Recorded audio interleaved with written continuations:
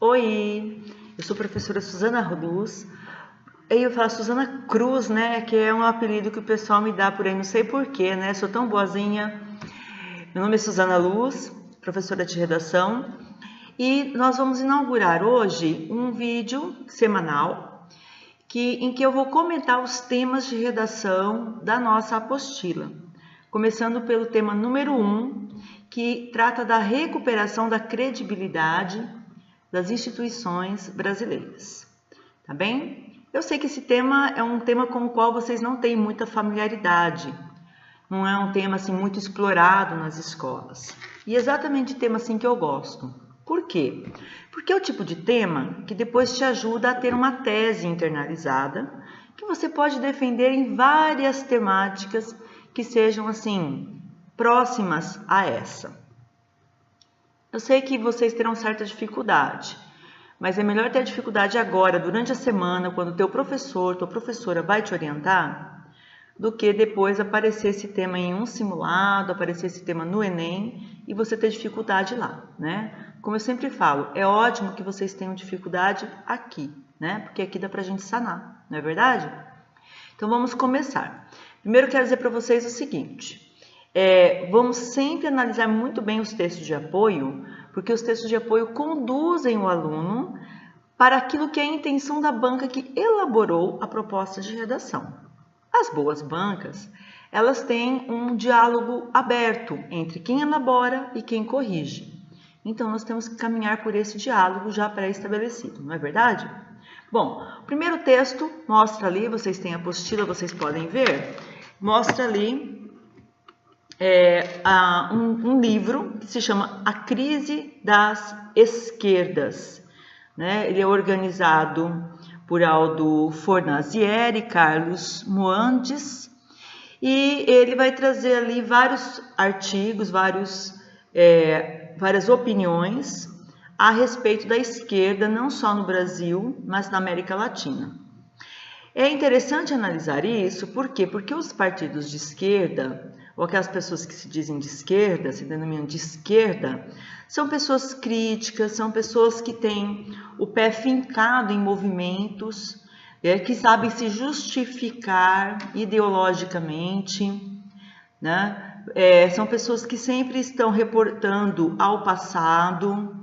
Pode ver que sempre nos debates que existem aí, ou em televisão, jornal, ou no dia a dia, muitos, como argumento, falam: olha, você precisa estudar mais, né?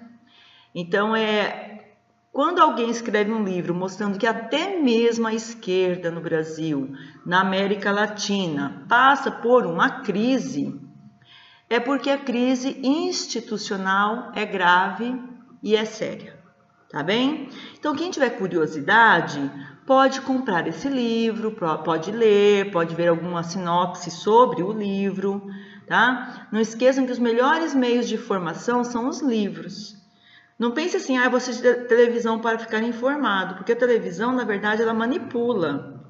Quando você acha que está sendo informado, você está sendo, na verdade, informado, mas colocado numa forma, né? E ao invés de se tornar uma pessoa crítica, você está se tornando uma pessoa alienada, certo? O segundo texto que vocês têm ali, nós temos uma figura emblemática do judiciário, que é o próprio Gilmar Mendes, dizendo que o judiciário não o representa. É interessante porque quem fez a charge, ela está desassociando um membro do judiciário do próprio judiciário, como se essa pessoa tivesse vida própria. E, segundo a crítica, tem mesmo, né? Sempre decide contrário, sempre fica inovando, e muitos acusam, né, de praticar certas decisões que atendem a interesses de grupos ou de pessoas. Não é esse o papel de um ministro. Então, quem elaborou a charge tem essa opinião, e aqui nós costumamos respeitar todas as opiniões a fim de construir as nossas próprias teses.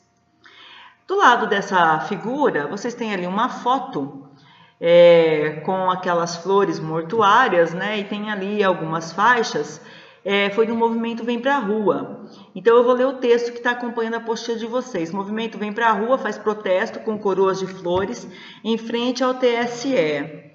27 coroas foram colocadas, todas com uma faixa com os dizeres: aqui jaz, aqui morreu, aqui se findou o TSE, assassinado por Gilmar Mendes, Napoleão Maia, Adamar Gonzaga e Tarcísio Vieira. Eu ia ler Tarcísio Meira. Ai, fiz até escovinha para fazer esse vídeo, né? Tarcísio Vieira. Ora, do que está sendo falado? Está sendo falado o seguinte: há um processo que foi instaurado logo após a última eleição presidencial, que mostrava fraudes e irregularidades na eleição de Dilma Rousseff / Temer. Dá até arrepio, né? Mas tudo bem, vamos lá.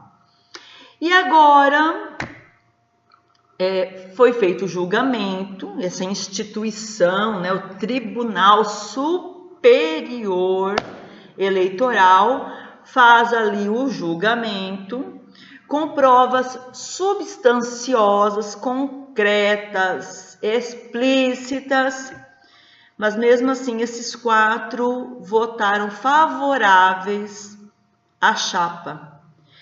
Esse voto favorável à chapa manteve o presidente Temer no poder, caso contrário, ele deveria ser substituído. O que isso tem a ver com o nosso tema? Tem a ver que nós estamos falando de um tribunal. O judiciário é uma instituição. Os partidos de esquerda são instituições. Os partidos políticos são instituições. Ora, são instituições que estão simplesmente desacreditadas pela população. É isso, inclusive, que mostra o gráfico que está mais abaixo da nossa apostila, né? Para a surpresa de muitos, naturalmente para outros, as Forças Armadas representam aí uma instituição que é a que goza de maior prestígio frente à população, seguida da Igreja Católica, seguida da imprensa escrita, não falada, mas de jornais, revistas, na sequência do Ministério Público, de grandes empresas, aí vai caindo o trem, emissoras de TV, poder judiciário, polícia, sindicatos, redes sociais, aí lá no chão, Presidência da República, abaixo do chão, Congresso Nacional e no limbo os partidos políticos. Isso é revelador. É revelador principalmente quando a gente se pergunta o seguinte: gente, será que não tem gente diferente? Eu não vou falar outro adjetivo para não ofender os bons políticos, porque eu acredito que pelo menos 1 ou 2 no país inteiro deva ter, né? Será que não tem gente diferente para ser colocada lá na Câmara dos Vereadores, na Assembleia Legislativa? Será que não tem gente boa, honesta, que realmente vise o bem da população, dos seus concidadãos? Porque nessa escala aí de valores, vocês podem ver que o mundo político está colocado lá no último degrau, né? Esse gráfico aqui eu extraí da Folha do Estado de São Paulo, é a mesma fonte do texto que está mais acima um pouquinho, tá bom? O país pode estar rumando para uma crise institucional. Pode estar rumando, já está numa crise institucional. Daí que vem o tema, né? A velocidade dos acontecimentos políticos tem sido surpreendente. Eu gosto de uma frase da Cristiana Lobo, lá da Globo News, que ela fala: aqui a gente não padece de tédio, porque todo dia tem uma grande emoção, né? O governo dá mostras visíveis da perda de controle, sem que se saiba ao certo quem manda no país. Em linguagem robesiana, quem decide em última instância? Pergunto, né? Então vocês podem estudar aí, porque o pessoal fica: e se o Temer cair, vai fulano? Não, mas fulano já está sendo processado por isso. Ah, mas vai fulano, mas fulano já... E até a gente que é formado em Direito, mais ou menos, domina, né, essas nuances aí, fica meio perdido. Quem seria o presidente do Brasil? Quem poderia chegar a esse cargo? Mas embaixo fala assim, a Fundação Getúlio Vargas entrevistou 1.650 residentes nas capitais e regiões metropolitanas do Distrito Federal, Amazonas, Bahia, Minas, Pernambuco, Rio de Janeiro, Rio Grande do Sul e São Paulo. Ah, essa cadeira aqui é deliciosa. Nossa, deixa eu umas coisas. Durante o primeiro semestre de 2016. Para Luciana de Oliveira Ramos, coordenadora do estudo, apesar de as instituições políticas sempre apresentarem índices de confiança mais baixo, o contexto político do período explica a piora no desempenho da Presidência da República, dos partidos políticos e do Congresso. A ampla exposição do funcionamento dessas instituições na mídia seguramente provocou um impacto negativo na avaliação da população, que não vê mais saídas, né? Vocês podem ver que eu, pelo menos, participo de grupos de verdade, tá? Além dos virtuais.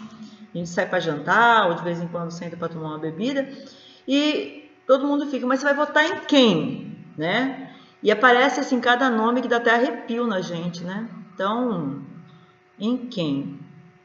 Eis aí uma crise institucional que temos que superar. Por fim, eu coloquei um texto de apoio muito interessante, que foi muito bem analisado pela professora Glauci, quando nós preparamos todo esse material. A gente estuda nas férias, viu, alunos? Professores sentam, né? Abrem livro, gramática, filosofia, refletimos os temas, contamos com a ajuda de outros profissionais para estar todo mundo preparadíssimo para vocês, tá? Chateaubriand falou o seguinte, toda instituição passa por 3 estágios. 1, utilidade. Não é verdade? Vamos criar uma secretaria, ela vai cuidar de tal aspecto, ela vai sanar tal isso, tal aquilo outro. Privilégio. Vamos dar carro, vamos dar auxílio terno, vamos dar secretário, vamos dar computador, vamos dar moradia, vamos chamar de doutor, vamos dar um lugar climatizado, gostoso, vamos dar um salário alto. Um secretário não, vamos colocar 5, porque, nossa, muito serviço, muito. Vamos dar um elevador privativo. Então, vamos lá, utilidade, privilégio e abuso. O que é esse abuso? É quando você começa a viajar de jatinho da FAB, né? Quando você tem dinheiro na sua pasta e você não precisa justificar o uso dele. Quando você desenvolve o projeto não sai do papel, mas o dinheiro saiu dos cofres públicos. Quando você contrata parente, pessoas que não têm nenhum tipo de capacitação, né? A pessoa que não tem nenhuma habilidade, não é formada para aquilo. Tá bem? Nós temos que pensar na máquina pública como uma máquina que funciona com pessoas que tenham formação naquilo que fazem. E não naquela pessoa que está ali porque é um encostado. É um parente. É amante. Porque a pessoa já vai ali para não trabalhar. Tá bem? Vamos pensar nisso. Utilidade, privilégio e abuso. Com base nesses textos de apoio, nessas reflexões, aí você vai ter que falar sobre a recuperação da credibilidade nas instituições brasileiras. Primeiramente, fazendo o quê? 1, problematizando. 2, sugerindo propostas de intervenção. E qual é o pano de fundo disso? A sua tese. Qual é a sua tese? Claro, nesse momento você vai falar assim, bom, agora ela vai dar a tese, agora ela vai fazer a problematização, e agora ela vai dar ali, ela foi no supermercado, né? Ela comprou uma caixa repleta de propostas de intervenção, tinha lá na prateleira, né? Porque tem aluno que liga para mim assim, qual proposta de intervenção eu coloco nesse texto? Qual que é a sua tese? Eu não tenho tese ainda. Se você não tem tese, não problematizou, como que eu vou saber qual proposta de intervenção que eu vou colocar? Me fala qual que é a tua tese. Me fala qual que é a tua tese. Qual é a sua tese? Me fala quais problemas giram em torno dessa temática e da sua tese. Que eu vou te falar quais propostas de intervenção você coloca. Mas primeiro você tem que buscar, né? Qual que é a sua tese. Eu vou defender a tese de que Não se recupera, e que fala recuperação da credibilidade, aquilo que nunca teve credibilidade. Tomem cuidado, porque eu estou mostrando aqui no texto de apoio que há instituições em que tem credibilidade, sim. As Forças Armadas, a Igreja Católica, a imprensa escrita. Qual ponto em comum existem entre essas instituições que não existem entre as outras instituições? É uma pergunta. Notem que eu não vou responder isso para vocês, porque aqui no curso de Redação Suzana Luz a gente não dá resposta. A gente dá caminho e orientação. Resposta não. Senão a gente cria um monte de aluno dependente. Vocês têm que buscar essas respostas. Vocês têm que ler. Vocês têm que amadurecer. Tá bem? Mas é só essa dica que eu vou dar para vocês. Ó, olha o que tem nessas 3, 4. Vamos chegar aqui até o Ministério Público. O que há em comum entre essas 4 que não há em comum entre as últimas? Tudo bem? Pensem nisso. Pensem nisso. Se vocês descobrirem essa resposta, eis aí uma boa tese. E com base nessa tese, vocês vão colocar o problema que tem naquelas outras que tem que recuperar a credibilidade. E como? Tudo bem? Só vou falar isso. Malvada eu, né? Por isso que o pessoal fica fazendo desenho de mim assim com chifrinho, né? Boa sorte para vocês. Ó, tenho certeza que vocês vão dar conta. Tá bom? Grande abraço, eu sou a professora Suzana Luz, temos vaga no nosso curso ainda, temos vaga com bastante horários, com bastante professores, temos vagas exatas, temos curso para os adolescentes também, porque só você fazer redação ferra com a vida do seu irmãozinho mais novo também, do seu primo, manda todo mundo aqui para o nosso curso de adolescentes, tá bom? Grande beijo a todos e parabéns aos nossos alunos que foram aí aprovados na Univag. Já somamos 36 alunos aprovados na primeira chamada, na segunda, nas chamadas subsequentes. Tá bom? Um grande abraço a vocês. Vamos firme rumo ao Enem, tá, pessoal?